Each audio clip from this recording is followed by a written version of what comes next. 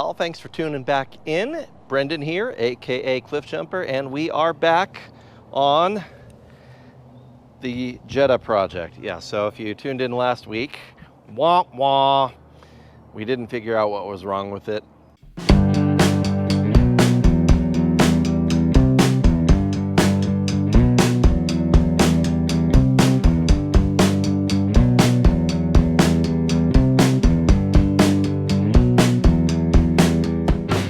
What'd I do? You killed the car. We did figure out that the starter does work when we bench tested it outside of the car. And if we're looking at the top of the engine, the timing belt looks like it's okay from the top, but there's also a lower timing belt cover that we can access when we jack the car up and see if it's possible, nay, likely, that things have gone terribly amiss there. So let's see what's going on down there. So we've taken off the top timing belt cover, you can see, and there's like a little bit of normal belt debris kind of stuff. The timing belt itself, it's got tension on it. It's got the teeth. That's a good sign. And it's fairly fresh. So we'll go underneath and see what we see underneath there. 5 minutes later. Just a quick peek around down on here. There's a little bit of oil, but this is the stuff that's just dripping out of the the oil filter heat exchanger thing up front. This is all normal. This is not catastrophic. So I'm not seeing like any big holes in the side of the block or anything crazy that would mean the motor had totally let go. Of course, I do need to get up inside there and see what's going on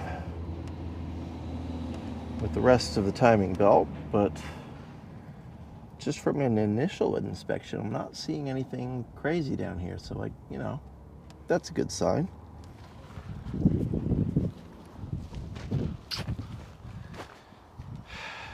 So yeah, this will be a little bit of a project to get into over the next coming days as we figure out why the car won't start.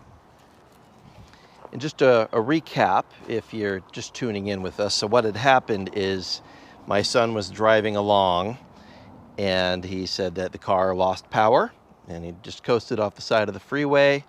We had it towed home.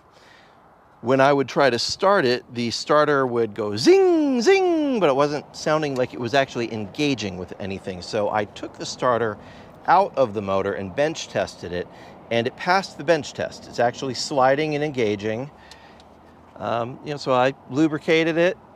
We're gonna stick it back in. It's not reinstalled yet. It's somewhere in that pile of stuff, but just with the circumstances, it made sense to check the timing belt and see if the timing belt might have snapped or caused an issue. But I'm gonna have to get down into there to see if the water pump might have seized up and shredded that part of the timing belt, because that happens. That's not uncommon.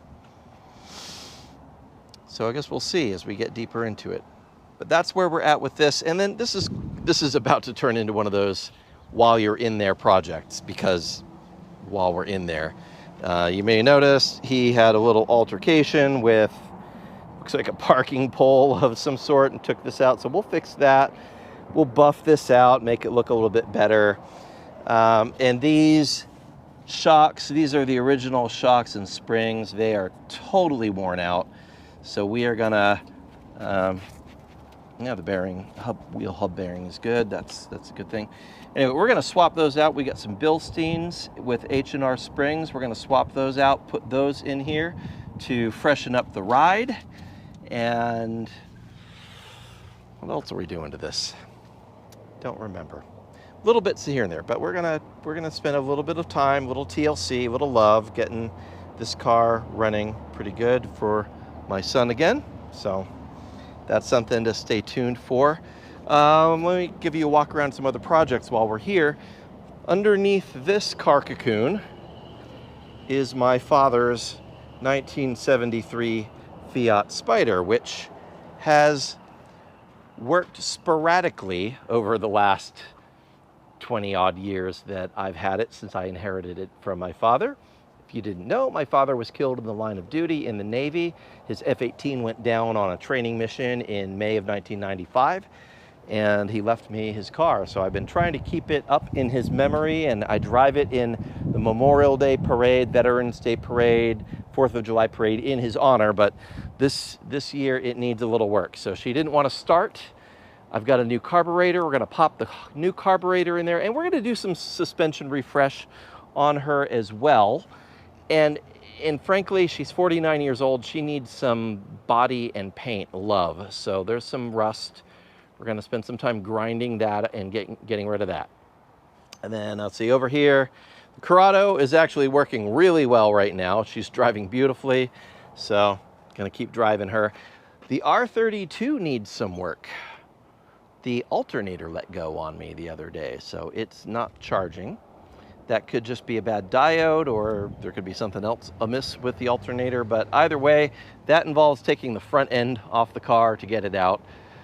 And since I have to take the front end off of the car, I'm going to also finally fix that wiring to the coolant temperature gauge in the cluster, because when I did the thermostat and thermostat housing in that car, I didn't know that the wiring ran through the crossover pipe, and I yanked the heck out of that crossover pipe, and it messed up the wiring.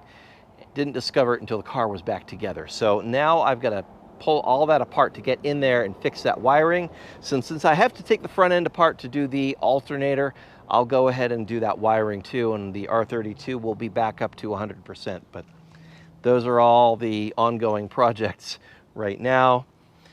We're going to turn our attention back to my son's 1.8 turbo Mark IV Jetta and see if we can figure out why it does not want to start. Oh no, everything's fine. But the animal is inside out. I heard that. It turned inside out? And it exploded.